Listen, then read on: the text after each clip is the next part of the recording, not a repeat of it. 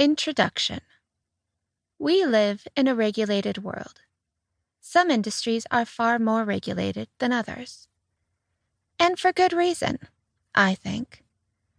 I personally have no desire to get botulism from a can of food, or have my car lose steering while I'm driving down the highway. Nor do I want someone to be able to take my money when I deposit it at the bank. And I'd certainly like my grandma's prescription medications to be consistent and free of toxins. Ideally, companies would do these things on their own because it's good business to not steal from, poison, or otherwise endanger your customers. But harsh experience has shown that's not how the world works. So, we have regulations that all businesses must comply with, like tax regulations and employment laws. And then there are the industry-specific requirements, where generally the more risk to the eventual customer, the more regulation. And while it can initially seem straightforward to comply with these regulations, my almost 20 years of experience with regulation in the financial services industry has shown me that it is not. For many businesses, especially smaller businesses operating in a highly regulated environment, the scope and pace of regulation can be overwhelming.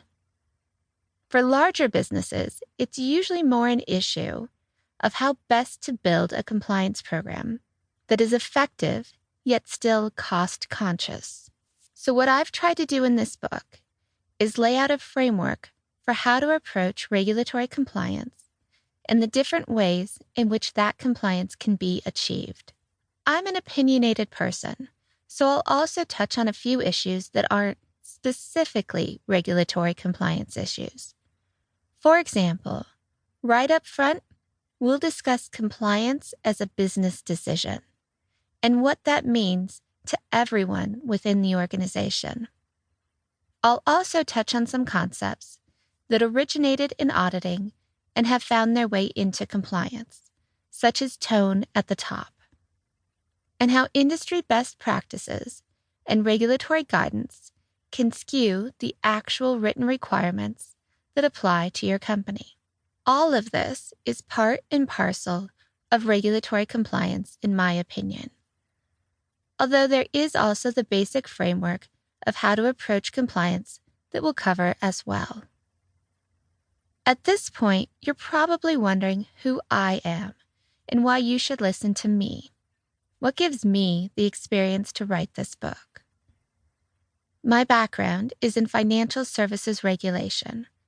I started my career at what was then NASD, now FINRA, which is a government-authorized entity in the United States that is responsible for the primary oversight of broker-dealers based in or doing business in the United States.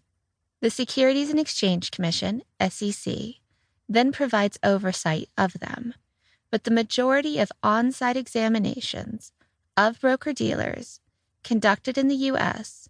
are conducted by FINRA examiners.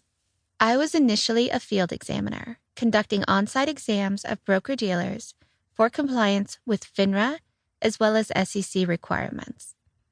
I then worked in the department at FINRA that was responsible for writing the examination procedures for all of those field examiners. During that time, I wrote or rewrote FINRA's examination procedures for anti-money laundering, AML, regulation, mutual fund compliance, and a number of other regulatory requirements, although I'm certain they've changed since then. I was also one of their designated national experts on anti-money laundering regulation. When I left FINRA, I went to work for a boutique consulting firm where I worked with a large range of financial services entities, from broker-dealers to banks to money services businesses to investment advisors to credit rating agencies and more. My focus was on anti-money laundering compliance, credit rating agency regulations, and corporate governance and risk compliance.